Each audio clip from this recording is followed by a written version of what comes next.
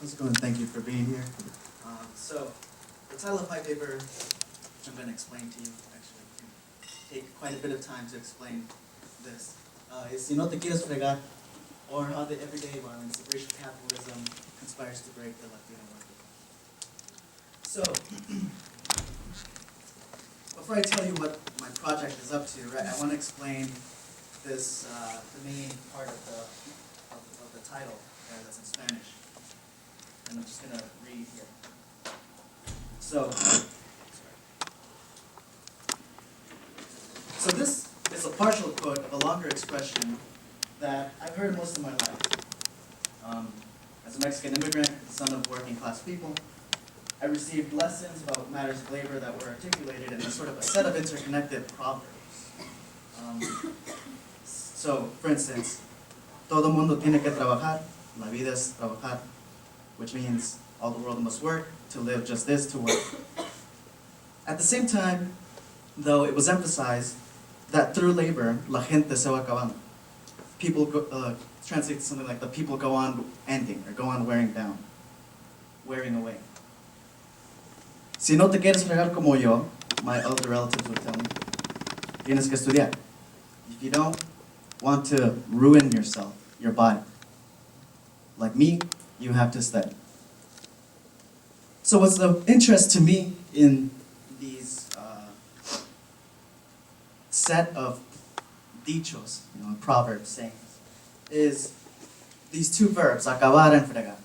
So I can't give you a full conceptual analysis of them, but what's interesting about them to me is sort of their affective and normative register. So acabar denotes something like to end or to come to a completion, but it connotes something like wearing down or wearing away, in the same way that you might describe the edge of a knife gradually blunting, or what's like a more apt metaphor for campesinos, which is like most of migrant laborers in farm work are descendants of peasant, rural countryside in Mexico. Perhaps the more apt metaphor is like a sickle that grinds down after repeated use. In turn, fregar, it's a curse word, so it's not exactly analogous to fuck. That has a whole bunch of other connotations, but it means something like to beat or to ruin. But it connotes this kind of repetition, like a keeping on act. So actually one of the roots of one of the older usages of this term, fregar, just means to scrub, right? So like when you scrub, if you think about the motion of scrubbing, right? It's like, yeah, right.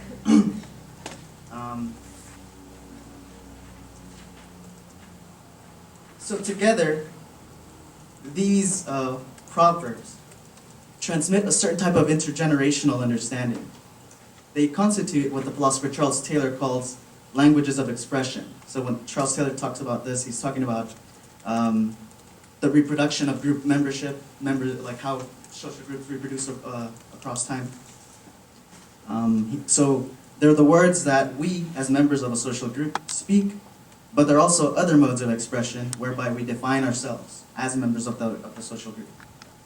So his examples are languages of art, of gesture, of love, and the like. So, but that means that they are also an accretion of the transnational experience of Mexican immigrant laborers of campesino origins. So my question is, what can such identity-defining speech tell us about the everyday realities and lived experiences of Mexican and Mexican-descended peoples in the US?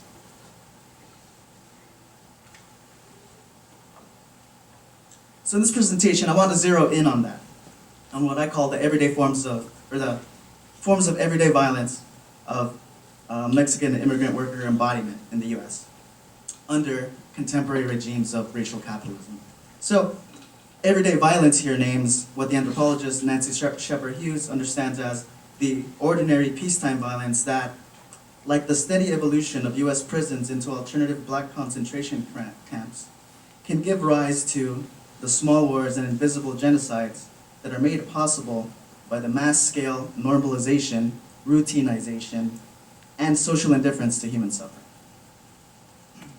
by racial capitalism, I'm invoking this tradition of scholarship that was begun by Cedric Robinson, which is a term that he used to describe the shape-shifting and ongoing ways in which the historical trajectory of capitalism and the construction of races have always mutually defined each other.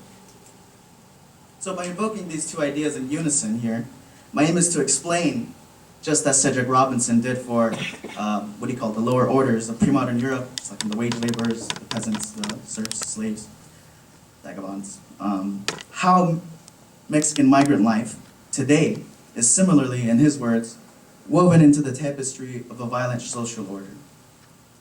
And to do so in the very terms of Mexican immigrant lexicon. So my argument is that the social existence of Mexican immigrants, laborers, is characterized by a condition, a situation, of the continual and gradual process of physiological deterioration, and that this deterioration is normal, a normal feature of the social position that they occupy. So focusing on the case of migrant farm workers, I use the term la friega, which in the abstract now, rather than the verb, refers here to like something like the beating or the pain, translated, something like that, although it doesn't quite capture everything about it. To refer to the experience and process of the unrelenting physiological self-destruction imposed on Mexican immigrant people by contemporary migrant labor systems. Okay, so my claim is that la friega, that this concept can help us to expose racial labor as a site of distinct kinds of injustices, or of what I would call like a form of affective oppression, although I'm not going to be able to fully get into that in this presentation. All right. So to show this, I'm going to continue to pursue this linguistic analysis of the concepts like that surround these proverbs. But I'm going to do that also alongside a sort of phenomenological interpretation of what I'm going to call the body org of migrant worker embodiment.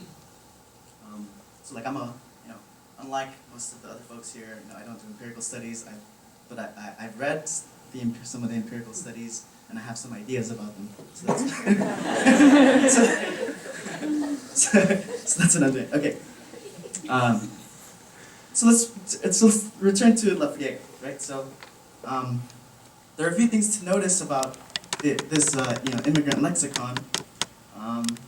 This slide should have actually gone up before. Sorry about that. This is the slide I want now. So there's a few things to notice about this the immigrant lexicon. So the first, and like one of the, I think is the most striking feature, is that unlike the English verbs that I used to translate it, it doesn't describe a discrete event, but instead suggests a continual condition. That's the keeping on that part. So it's a process that won't relent, since one has to keep working to keep suffering to survive and to provide. So in other words, La Friega is diachronic, not synchronic. It occurs across time, not at a given moment in time. Although the accrual of its aggravations may at a particular moment produce a kind of rupture in the ordinariness that it's already produced.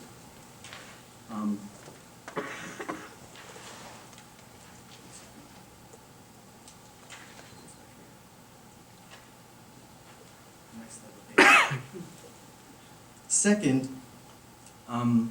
there's a sense in which the everyday violence of La Friega covers its own tracks. As a migrant worker must perform these forms of grinding manual labor, her accelerated bodily deterioration becomes sort of masked in the everyday. So, if you return to some of these, sayings or dichos, todo mundo tiene que trabajar means that living simply is the activity of working.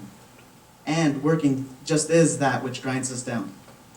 To secure their basic needs, to achieve their plans of life, to survive, it's simply the case that many Mexican immigrants have little recourse but to engage in such grinding labor.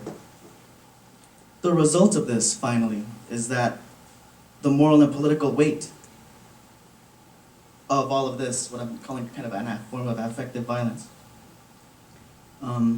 is diminished. Because if it's normal, inescapable, then what is there to be done about it? So in this way, La Frega kind of presents itself to Mexican workers as a normal condition of what it is to belong to that population. So I think that this language, which is pervasive, like every other Mexican person that I've met, and I talk about this project, they're like, yeah, I've heard that, but that's what my pops would tell me, which is pervasive, keys us into what I think is sort of the affective nexus of social relations that define how immigrant life and health is shaped by contemporary forms of what I think is a form of colonial power, basically. So I want to recruit and develop this concept, but I wanted to capture both the everyday and concrete things as well as more abstract matters like the statistics and so on. Okay, so this was the end of the linguistic analysis part. Now I'm going to turn to what I call the body horror part. Okay, all right. So now it's amply documented that migrant farm workers, and remember I'm thinking just about migrant farm workers here, are generally sicker than any other occupational group. They have, hold on, actually I have a nice picture for this. So this is actually an art piece by somebody, it's a local artist. I didn't get the picture of their name though, so I'm sorry if you're watching this on YouTube and I'll shut you out. So they're generally sicker than any other occupational group. They have a fatality rate 5 times higher than any other worker, Latino or not. They also have a higher occurrence of non-fatal injuries and chronic musculoskeletal pain, heart disease, many kinds of cancers, congenital birth defects, and stillbirths. Migrant farm workers suffer from increased rates of chronic conditions like malnutrition, anemia, hypertension, diabetes, fatigue, abnormalities in the liver and kidney functions, pulmonary problems caused by farm work, whose long-term effects are comparable to smoking. Seasonal farm workers are more likely to get any number of chronic and infectious diseases like TB, HIV. In addition, 1/3 to 1/2 of all agricultural workers are exposed to toxic pesticides, which causes chronic headaches, chronic skin and eye irritation, and chronic flu-like symptoms. So that's the official accounting of, the facts. But I think that there's compounding factors that should be considered here. So some of these statistics are actually inexact because, for instance, it's likely that the morbidity and the mortality rate of migrant workers is, this is Seth Holmes, is skewed down due to undocumented workers' fears of reporting health problems, poor enforcement of labor and health policies in the agriculture, and the fact that many Latin American migrants return to their home countries as they as they age or become disabled, leading to a healthy worker bias in the data. Okay.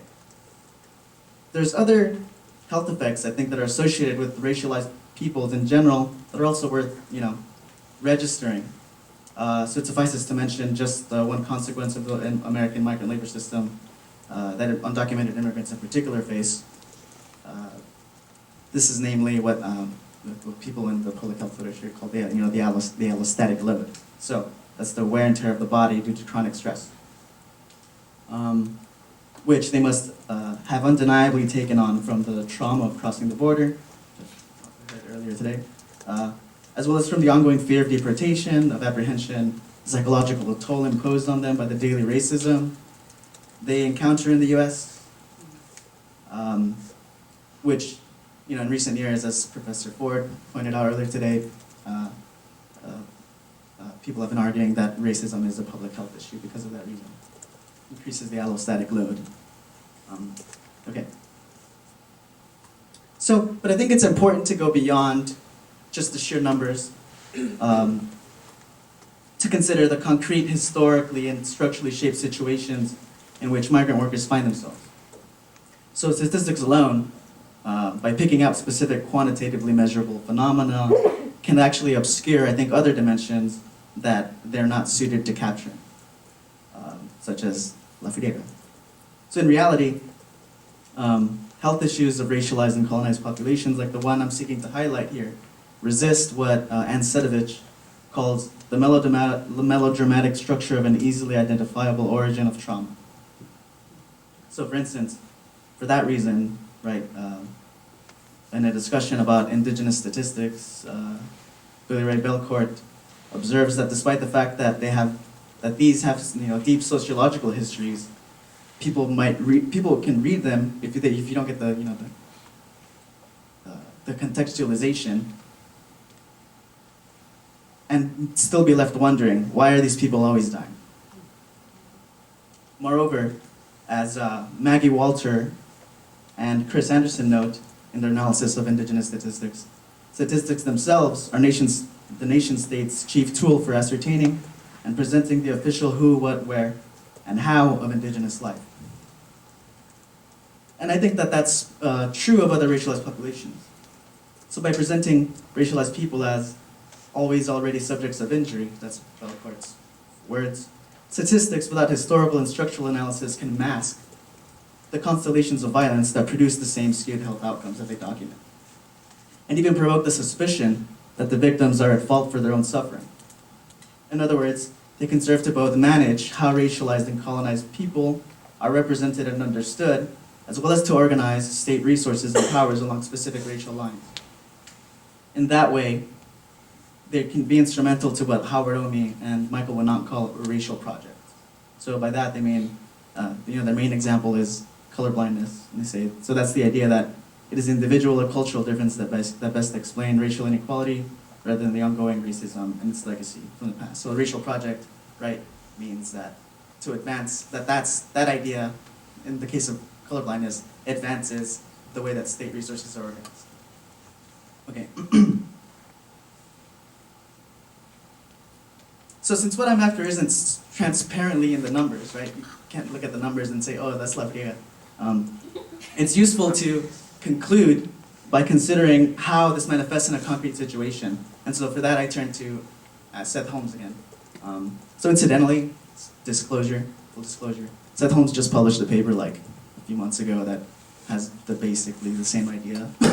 But he calls it slow death because he's using this literature and affect theory. And I disagree with him about using that. I want to use the actual terms that are used by Mexican people. Anyway, okay. So here he's talking about a knee injury by a farm worker that he's in his ethnography that he's documenting. So the farm worker's name is pseudonymously named Abelino.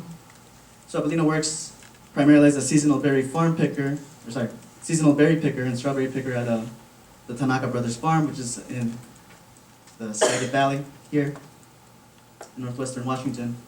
So one day while working on the farm, he feels an acute and intense pain on his right knee.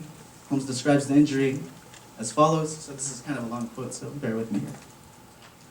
Abelino said it felt like his foot would not move, and then the pain suddenly began. The pain was most intense on the inside of the knee, just behind the kneecap. He also felt like there was something loose moving around within his knee. He attempted to keep working for the rest of the day in the vain hope that the pain would go away.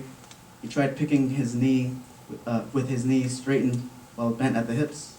So because before it's bent all the way down. Okay, but this hurt almost as intensely and slowed him down significantly, and he almost missed the daily minimum. So there's a daily minimum weight that's required for you to make minimum wage. At the end of the day, Abelino told our supervisor about the incident. The supervisor simply said okay and drove away. Unsure of what to do, Abelino tried to pick again the next day in great pain and once again barely picked the minimum. Abelino ended up seeing 4 doctors, a physical therapist, a Triqui healer, he's Triqui, indigenous Oaxaca nation, as well as attempting to go through the bureaucracy of worker compensation. In the end, his pain was diagnosed by a rehabilitation medicine physician as patellar tendonitis, or inflammation of the tendons behind the knee. Okay, that's the end of the quote. So there's some context here I think is illuminating. This is actually, so that's his book, Fresh Fruit Broken Body, that's where I got this from. As Holmes points out, farm workers live and work on site, but the working and living conditions and degrees of respect received, the access to political power of each of the groups within the labor hierarchy tend to reflect the broader social hierarchies of perceived ethnic citizenship. The more I'm quoting him, the more Mexican and more indigenous one is perceived to be, the more psychologically stressful and physically strenuous and dangerous your job. So picking berries is like the hardest job on that farm. So undocumented indigenous workers here thus live in the coldest and wettest shack with no insulation, no heat, no wooden ceiling under the roof. They hold the most stressful, humiliating, and physically strenuous jobs, working 7 days a week without breaks while exposed to pesticides and weather. So you might ask, why after being injured did Abelino keep trying to work? Knowing nothing or little about what it's like to labor in this way, and knowing none of those sociological facts discussed above, we might judge, even with some confidence, that this behavior is irrational. But this confidence would be based in our ignorance. As the passage indicated, there's a required minimum weight. So that minimum weight is about 50 pounds in berries. A worker must make this weight in order to get paid the minimum wage. If she does not make the weight, she'll be fired and kicked off the labor camp. Farm workers must therefore pick as fast as possible or risk losing their jobs. But this can't be afforded by workers like Abelino, who have families to provide for and are undocumented, so they don't have a real exit option. From a practical point of view, though, it also means that they're compelled to work in particular physical positions for extended periods of time.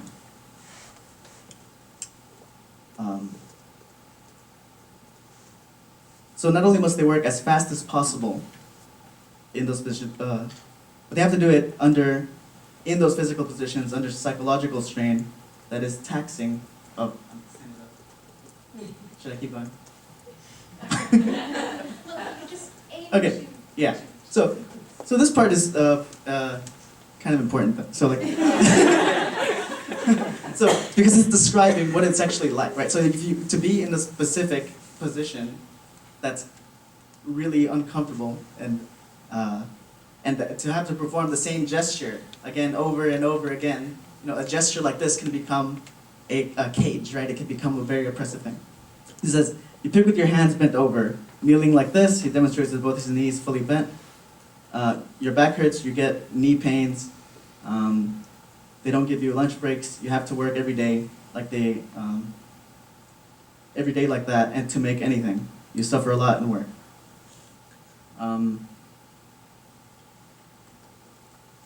So Holmes himself did this because his work is participant ethnography, participant observer. He said, every time I got into in the body position that was more comfortable, that wasn't flat on my knees, I picked more slowly. If this were survival for me and my family, I would know that every time I was more comfortable, my family would have less to eat. But if I got the painful position, flat on my knees and worked as fast as possible, then we could have a little bit more food. So he goes on describing it, but I think what's interesting about this is that and this is like a friend of mine, Jorge Montiel, talked about this when we were discussing this paper, and he said, yeah, he's like, you start to experience your body as the threshold between life and death. So like, if you have, one injury could mean that you no longer are able to provide subsistence for you and your family, right? Okay, so that's what I'm calling La Friega, is this kind of experience. I think that's